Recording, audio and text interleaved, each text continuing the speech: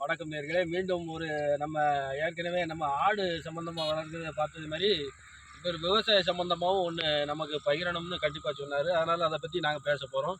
அச்சங்குன்றம் லட்சுமிபுரம் கிராமங்களை பொறுத்த அளவில் பன்னி நடமாட்டம் விவசாயிகளுக்கு பெரிய இடைஞ்சலாக இருக்குது. நம்ம ஊர் பெரிய விவசாயி ஆபரகம் பின்னால் நிற்கிறாரு. அவர் இந்த பன்னியால் பெரிய பாதிக்கப்பட்டிருக்காரு. ஒரு கட்டத்தில் பொங்கி எழுந்து பன்னியை கடிச்சு தின்னுபடுற அளவுக்கு பேசிக்கிட்டு இருந்தார். அதே மாதிரி இப்போ பார்த்தீங்கன்னா நம்ம இன்னொரு விவசாயி ஆடை பற்றி எடுத்தோம்னா அவரோட அந்த விவசாயி தான் பார்த்துக்கிட்டு இருக்காரு. நம்ம கிராமங்களில் பன்னி எந்த அளவுக்கு நம்ம விவசாய பயிர்களை நாசம் பண்ணுது, எந்த அளவுக்கு பாதிச்சிருக்குன்னு சொன்னீங்கன்னா, இந்த இடத்துல இந்த ஏரியாவில் பார்த்தீங்கன்னா நிலக்கடலை நம்ம சின்ன வயசுலேருந்து எவ்வளோ நிலக்கடலை, அதிகமாக நிலக்கடலை போக கப்பக்கிழங்கு, சீனிக்கிழங்கு, இப்படி பல விதமான விவசாயம் நம்ம பண்ணிக்கிட்டு இருந்த ஏரியா இந்த ஏரியா. ஆமாம் ஆமாம் ஆமாம் ஆமாம். இப்போ பார்த்தீங்கன்னா இது எங்கேயாவது நீங்கள் இதை பார்க்க முடியுதா உங்களால்? சீனிக்கிழங்கு கண்ணாலே பார்க்க முடியாது. கப்பக்கிழங்கு அது எதுவுமே நம்மளால் ஒரு போட்டு எடுக்க முடியாத சூழ்நிலை. இந்த சூழ்நிலைக்கு தள்ளப்பட்டது வந்து நம்ம வந்து செயற்கையாக தான் தள்ளப்பட்டோம். இயற்கையாக உருவாயிடுச்சுன்னா பிரச்சனை இல்லை. இந்த பக்கத்தில் அதிசயபுரம், அச்சங்குன்றம், லட்சுமிபுரம், கருவந்து அந்த 4 ஊருக்கு மத்தியில் பார்த்தீங்கன்னா ஒரு சின்ன ஒரு பரும்பு இருக்குது. அந்த பரும்பில் வந்து நம்ம சின்ன பிள்ளையில பார்த்தீங்கன்னா இப்போ அதிகமாக பன்னி இந்த நடமாட்டம்லாம் கிடையாது. அதை இப்போ வந்து கொண்டு வந்து விட்டாங்க. கொண்டு வந்து விட்டு அரசு கொண்டாந்து விட்டுருக்கா. அரசா எப்படின்னு தெரியல. ஒரு இது இப்போ அரசு தானே அதை பிடிக்கக்கூடாதுன்னு தடை பண்ணுது. அப்போ அவங்க தான் கொண்டாந்து விட்டுருக்காங்க. நாங்கள் அப்படி தான் நினைச்சோம். கொண்டாந்து தான் விட்டுருக்காங்க. கொண்டாந்து விட்டவங்க வந்து அதுக்கு சரியான தண்ணி வசதி, அது பாவம் வாயிலா ஜீவன் தானே, தண்ணி வசதி உள்ள அதுக்கான தீவன வசதி ஏற்படுத்தி கொடுக்கணும். இல்லைன்னா விவசாயிக்கு வேலி போட்டு கொடுக்கணும். கண்டிப்பாக இது ஒன்றும் பண்ணாமல் இவங்க பண்ணியை கொண்டாந்து விட்டு இந்த ஏரியாவில் சிறு குறு விவசாயம் எல்லாத்தையும் நாசம் பண்ணிட்டாங்க.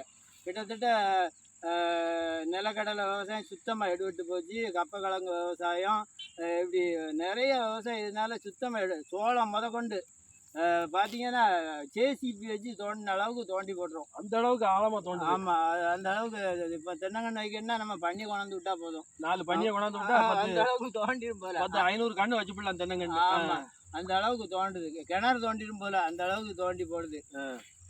விவசாயத்தை கிட்டத்தட்ட முடிச்சு விட்டுடுச்சு. ஐயோ. ஆமாம் ஆமாம் ஆமாம்.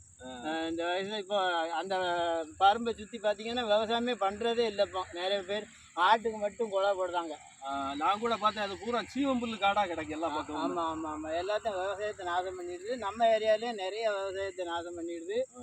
அதனால் இப்போ அந்த ஏதோ ஒரு ஆர்வமாக ஒரு கடலை போடணும், இது போடணும்னா அதை யோசிக்கவே வேண்டாம். பண்ணி வந்துடும் அப்படி அப்படியே முடிச்சிருந்தாங்க. வீட்டில் அவங்களோட சம்சாரம் வந்து ஏதாவது விவசாயம் பார்த்து சம்பாதிச்சு என்ன பெரிய ஒரு 4-5 சீலை எடுத்து கொடுத்து எல்லோரும் முதல்ல கார் வாங்கணும், பைக் வாங்கணும்னு சொன்னாலும் அவங்க பன்னி மேலே அநியாயமாக பழிய போட்டுருந்தாங்க. இதுக்கு காரணம் வந்து பன்னி தான் மெயின் காரணம். இருந்தாலும் பன்னி மேலே பயன்படுத்தி சில மது பிரியர்கள் அதே மாதிரி அங்கங்கே விவசாயம் பார்க்குறதுக்குள்ளேயும் சாராயத்தை குடிச்சிட்டு டாஸ்மார்க்கில் வாங்கி சரக்கு அடிச்சுட்டு பாட்டை காட்டுறதுக்குள்ள போட்டுருந்தாங்க. வெறுங்காலோட எங்கேயும் போக முடியலை. காலு எங்கே போனாலும் காலில் குத்திடுது. குடித்தவங்க குடிச்சிட்டு பாட்டில் பத்திரமா ஒரு ரெகுலர் ஒதுக்கமாக வைங்க.